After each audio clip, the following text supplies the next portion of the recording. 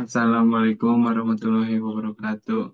Kami dari kelompok satu akan mempresentasikan laporan tugas besar struktur Baja 2 yang beranggotakan saya sendiri, Raffi Zulfikar Gustiadi dengan NIM 072 dan saya Elan Kuswira dengan NIM 043. Nah, kita akan masuk untuk materi yang pertama.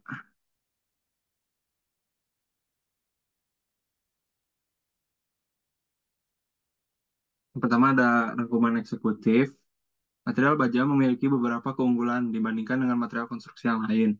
Keunggulan yang paling utama ialah duktilitas yang tinggi, sehingga baja akan mudah dibentuk dan ditempa dalam proses pembuatannya.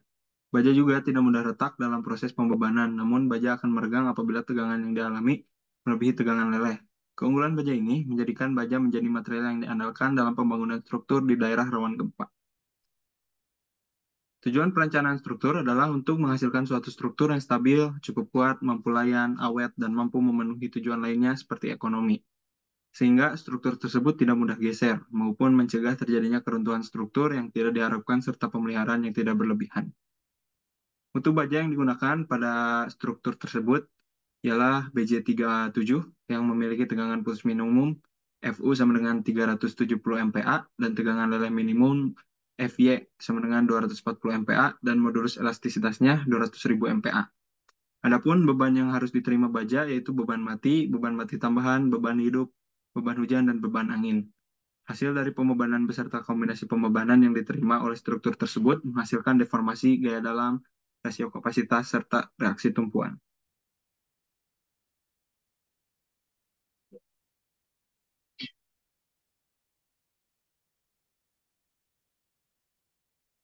Nah, selanjutnya ada bab 1, pendahuluan. Latar belakang, bangunan bertingkat adalah bangunan yang mempunyai lebih dari satu lantai secara vertikal. Bangunan bertingkat ini dibangun berdasarkan keterbatasan tanah yang mahal di perkotaan dan tingginya tingkat permintaan ruang untuk berbagai macam kegiatan. DKD DKK 2012. Tetapi perlu diperhatikan bahwa perancangan bangunan bertingkat harus didesain dengan tepat. Salah satunya dengan mempertimbangkan apakah struktur mampu menahan beban-beban yang bekerja. Semakin berkembangnya zaman, maka semakin banyak bangunan-bangunan bertingkat yang dibangun untuk memenuhi kebutuhan manusia. Bangunan bertingkat dibangun sebagai salah satu alternatif. Yang selanjutnya tujuan. Tujuan dari pembuatan tugas besar struktur baja ini adalah agar mahasiswa mampu menentukan, merancang, dan mendesain dengan menggunakan material baja, meliputi pemilihan sebuah profil baja, pendesainan serta memvisualisasi gaya-gaya dari struktur yang digunakan. Permodelan yang digunakan pada tugas besar ini dibantu dengan menggunakan SAP 2000 V14.2.2. Referensi. Dalam perancangan tugas besar struktur baja ini menggunakan beberapa referensi seperti tabel profil Gunung Garuda. Bab 2 ada tinjauan pustaka. Yang pertama ada teori dasar. SAP 2000 merupakan program untuk perhitungan kekuatan struktur, khususnya bangunan-bangunan bertingkat tinggi dan jembatan. Program ini sangat diminati oleh semua civil engineer karena sangat mudah dipelajari dan simpel digunakan.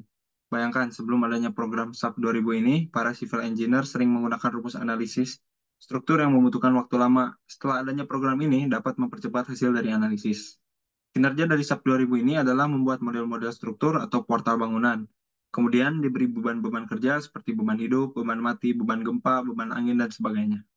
Output dari program ini adalah momen, gaya geser, dan gaya normal yang diperlukan untuk keperluan mendesain kebutuhan tulangan pada elemen struktur. Prinsip utama penggunaan program ini adalah permodelan struktur, eksekusi analisis, dan pemeriksaan atau optimasi desain yang semuanya dilakukan dalam satu langkah atau tampilan. Tampilan berupa model secara real-time sehingga memudahkan pengguna untuk melakukan permodelan secara menyeluruh dalam waktu singkat namun hasilnya akurat. 2.1 Perencanaan struktur. Perencanaan struktur adalah untuk menghasilkan suatu struktur yang stabil, cukup kuat, awet, dan memenuhi tujuan-tujuan lainnya seperti ekonomi dan kemudahan pelaksanaan. 212 Balok. Balok adalah suatu elemen struktur bangunan yang bersifat kaku serta dirancang untuk menanggung dan menahan beban menuju ke kolom untuk diteruskan ke fondasi. Selain itu, balok juga berfungsi untuk mengikat antar kolom supaya kuat dari gaya horizontal. Berdasarkan tumpuannya, ada beberapa macam bentuk balok beton bertulang, yaitu pertama ada balok induk, kedua balok anak, yang ketiga ada balok bagi. Selanjutnya ada kolom. Kolom adalah salah satu elemen struktur yang vertikal berfungsi meneruskan beban aksial dan diteruskan ke fondasi. Kolom merupakan suatu elemen struktur tekan yang memegang peran penting dari suatu bangunan, sehingga keruntuhan pada suatu kolom merupakan lokasi kritis yang dapat menyebabkan runtuhnya atau kolaps. Lantai yang bersangkutan dan juga runtuh total atau total kolaps. Seluruh struktur Sumardoko 1996 kolom didefinisikan oleh SNI 2847-2013 adalah komponen struktur dengan rasio tinggi terhadap dimensi arterial terkecil melampaui tiga yang digunakan terutama untuk memupuk beban tekan aksial. Selanjutnya ada bracing. Bracing merupakan elemen struktur penahan gaya lateral. Elemen ini berupa batang dipasang pada portal struktur. Karakteristik dari elemen ini adalah dominasi aksial yang terjadi ketika gaya lateral terjadi, di mana pada saat gempa terjadi, gaya lateral yang diterima oleh struktur akan diteruskan pada elemen bracing ini sebagai gaya-gaya aksial. Secara umum, bentuk bracing yang digunakan untuk struktur portal terdiri dari dua, yaitu concentrically braced frame dan eccentrically braced frame. Sistem rangka bracing konsentrik kekakuan sistem ini terjadi akibat adanya elemen pengaku yang berfungsi sebagai penahan gaya lateral yang terjadi pada struktur. Penyerapan energi pada sistem ini dilakukan melalui pelelehan yang dirancang terjadi pada plat buhul. Sistem ini daktilitasnya kurang baik sehingga kegagalannya ditentukan oleh tekuk bracing. Yang kedua ada pada sistem rangka bracing eksentrik ada suatu bagian dari balok yang disebut link dan dirancangkan secara khusus. SRBE diharapkan dapat mengalami deformasi inelastis yang cukup besar pada link saat memikul. Gaya-gaya akibat beban gempa dan rencana karena elemen link tersebut berfungsi sebagai pendisipasi energi ketika struktur menerima beban gempa. Pendisipasian energi ini diwujudkan dalam bentuk plastifikasi pada elemen link tersebut. Hal tersebut yang menyebabkan sistem SRBE mempunyai nilai daktilitas yang lebih tinggi dibandingkan dengan SRBK, yang lebih mengutamakan pada kekuatan strukturnya. Kolom-kolom, batang bracing, dan bagian dari balok di luar link harus direncanakan untuk tetap dalam keadaan elastis akibat gaya-gaya yang dihasilkan oleh link pada saat mengalami pelelehan penuh hingga tahap perkerasan regangan. Selanjutnya ada plat lantai. Plat lantai adalah salah satu elemen struktur yang mampu menahan beban di mana bebannya nanti akan disalurkan ke struktur rangka vertikal seperti kolom. Selanjutnya ada fondasi bor pile. Fondasi adalah bagian dari suatu sistem struktur bawah, suatu struktur yang menahan berat sendirinya dan seluruh beban gaya dari struktur atas. Kemudian meneruskannya ke lapisan tanah dan batuan yang terletak di bawahnya. Beban dari kolom yang bekerja pada fondasi ini harus disebar ke permukaan tanah yang cukup luas sehingga tanah dapat memikul beban dengan aman. Selanjutnya ada pile cap. Pile cap adalah salah satu dari bagian pekerjaan struktur yang ada pada suatu bangunan. Pile cap berfungsi menyalurkan beban gaya dari struktur kolom atas ke struktur fondasi dalam. Pile cap juga berfungsi mengikat fondasi kelompok sehingga gaya-gaya dari kolom tersebar rata kepada fondasi. Secara analitis, pile cap akan menerima gaya aksial dari kolom, tekanan tanah, dan daya dukung dari fondasi. Selain itu, pile cap juga akan menerima gaya lateral yang diakibatkan oleh gempa bumi. Bila pile cap menerima gaya dari beban-beban tersebut, maka akan timbul momen lentur, gaya geser, dan tegangan dalam pile cap. Gaya-gaya yang diterima oleh fondasi harus dapat ditahan oleh beton dan tulangan yang direncanakan. Selanjutnya ada pembenahan pada struktur. Beban adalah gaya luar yang bekerja pada struktur. Penentuan secara pasti besarnya nilai beban yang bekerja pada struktur merupakan salah satu pekerjaan yang cukup sulit. Dan pada umumnya penentuan besarnya nilai beban hanya merupakan nilai estimasi yang memerlukan asumsi dan pendekatan. Besar beban yang bekerja pada suatu struktur diatur oleh peraturan-peraturan pembebanan yang berlaku, sedangkan untuk nilai kombinasi dari beban-beban yang bekerja diatur dalam SNI 03-1729-2002. Berikut adalah beberapa jenis beban yang akan dijumpai. Yang pertama ada beban mati, kedua beban hidup, ketiga beban angin, keempat beban hujan, dan kelima ada beban gempa. Selanjutnya, bab 3, permodelan struktur. 3.1 desain struktur. Desain struktur bangunan yang akan dibahas adalah bangunan bertingkat dengan dinding menggunakan bracing eksentrik.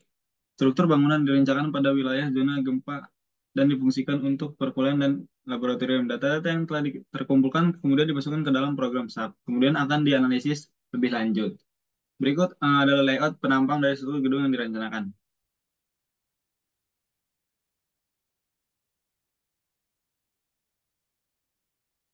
Selanjutnya ada geometrik struktur. Tahap awal dalam mendesain baja adalah dengan membuat sebuah permodelan struktur.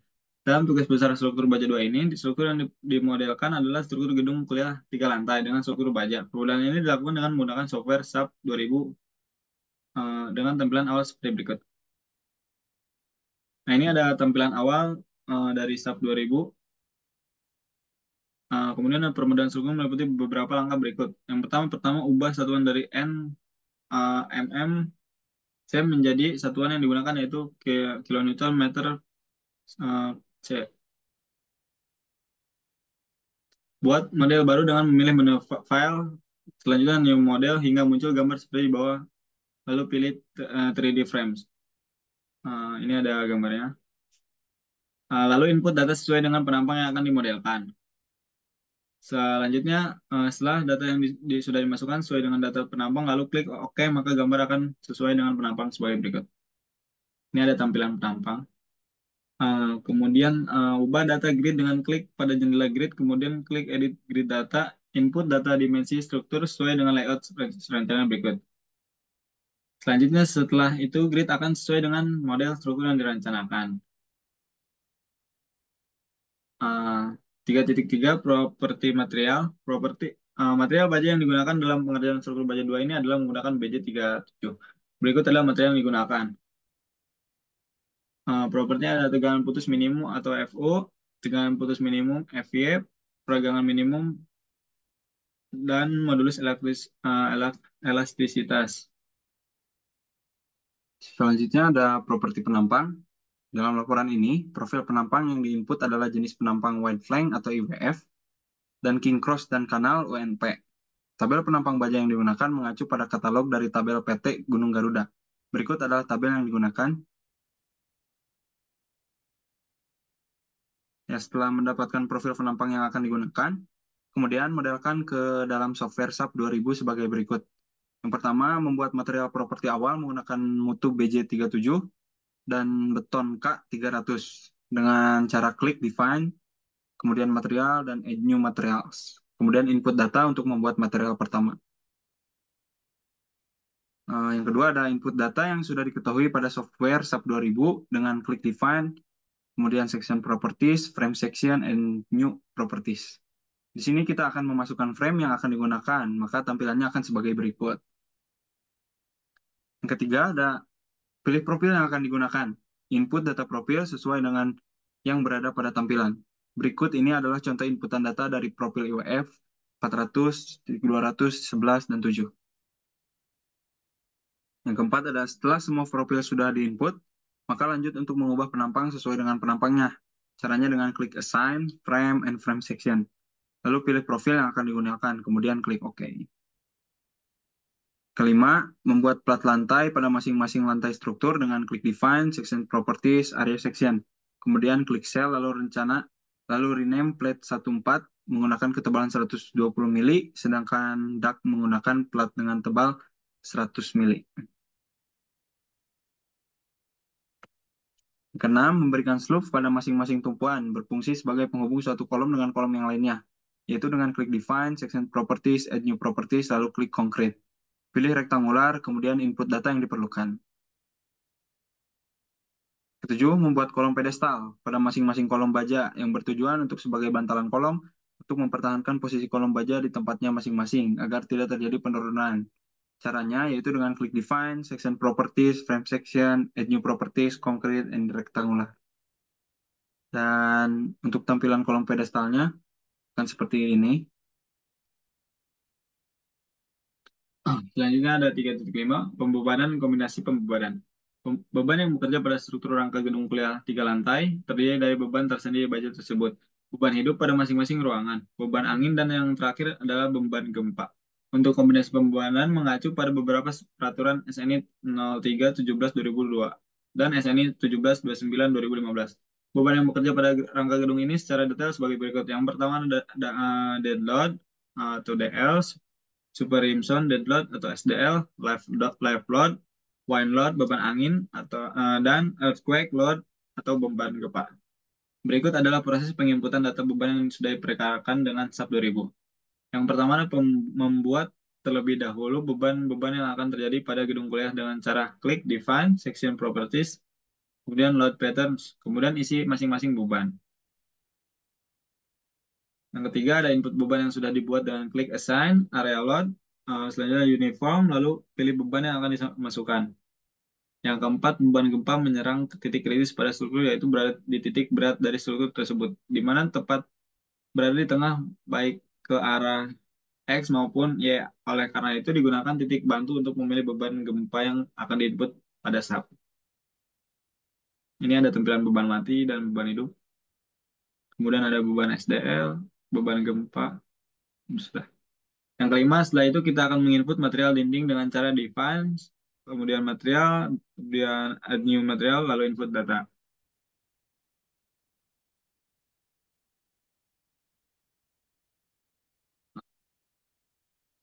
Selanjutnya ada kombinasi pembebanan.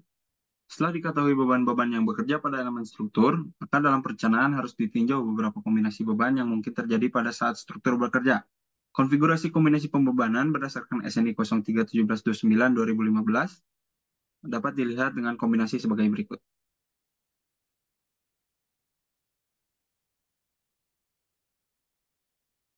Ini ada gambar untuk kombinasi pembebanan dan envelope load. Selanjutnya ada interpretasi luaran.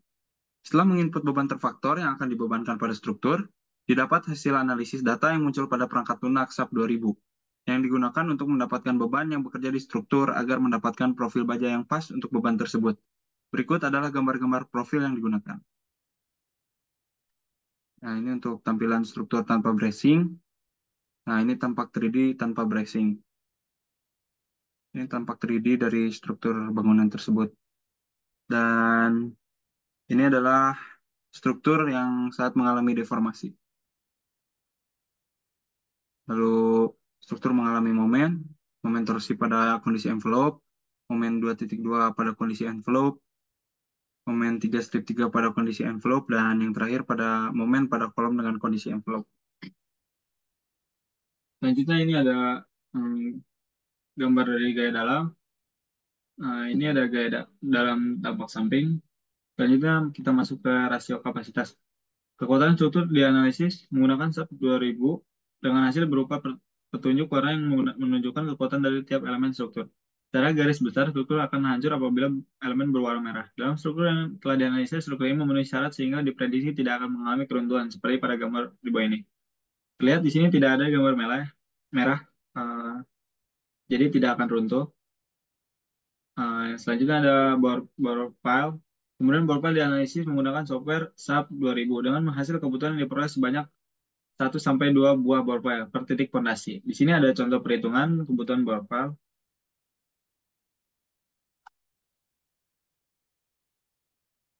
Selanjutnya ada kesimpulan. Material-material pembentuk struktur tentunya perlu ditinjau secara spesifik dan mendetail untuk menjamin keamanan dari struktur dan digunakan sesuai dengan fungsi dari struktur tersebut. Untuk mendapatkan suatu struktur yang stabil, kuat, lampu layan, awet, dan memenuhi tujuan dari pembuatan struktur dan mendapatkan hasil yang optimum dengan memperhatikan setiap kemungkinan gaya ataupun beban yang berlaku pada struktur yang akan dibuat. Berikut di bawah ini adalah hasil analisa rencana struktur gedung 3 lantai yang dimodelkan dengan software SAP 2000. Yang pertama ada analisis elemen struktur. Perhitungan elemen struktur rangka gedung kuliah 3 lantai dimodelkan menggunakan software SAP 2000, dianalisis dengan berbagai kombinasi beban yang sesuai dengan peraturan SNI LRFD, serta gaya-gaya yang berlaku pada elemen struktur. Dapat hasil analisis berupa gaya dalam dengan menggunakan profil baja jenis penampang-penampang sebagai berikut. Pertama ada WF 600-200-11-17, 600-300-12-20, 500-200-16-10, 450-200-9-14 2 buah, 300-150-5,58, 300-175-711, WF 150-7557, WF 100-168, dan seterusnya. Hasil dari analisis ini ditampilkan dalam bentuk gambar dengan warna dari model struktur yang dilakukan. Tidak ada yang berwarna merah, maka dapat diasumsikan bahwa permodelan struktur terbilang cukup aman dan mampu menahan beban yang berlaku. Berikut profil elemen struktur gedung yang sudah dimodelkan. Selanjutnya ada analisis gaya yang terjadi pada struktur. Yang pertama ada deformasi, struktur rangka gedung kuliah 3 lantai yang dianalisis. Jika melihat aturan yang berlaku bahwa deformasi yang diizinkan yakni adalah L per 360, maka dari struktur yang ditinjau didapat deformasi seperti gambar berikut. Kemudian ada gaya dalam, berikut adalah gaya aksial yang divisualisasi oleh software SAP 2000. Ini ada terlihat gaya dalam yang terjadi pada struktur ya. Kemudian ada gaya dalam yang terjadi pada penampangnya. Selanjutnya ada rasio kapasitas. Rasio kapasitas yang terjadi pada struktur baja saat permodelan dengan software SAP 2000 dapat dengan mudah ditinjau di mana visualisasi kekuatannya menggunakan gradasi atau kontur warna. Secara garis besar, struktur dan hancur apabila elemen warna merah atau kurang lebih dari satu dalam struktur yang telah dianalisis tidak didapatkan kontur atau gradasi berwarna merah. Sehingga dapat disimpulkan bahwa model struktur gedung dengan profil yang memiliki rasio berwarna merah itu tidak layak digunakan dan lebih baik diperbesar penampangnya. Berikut adalah tabel kontur warna rasio kapasitas. Yang pertama ada warna abu-abu ya yang berarti tidak dianalisis. Kedua biru,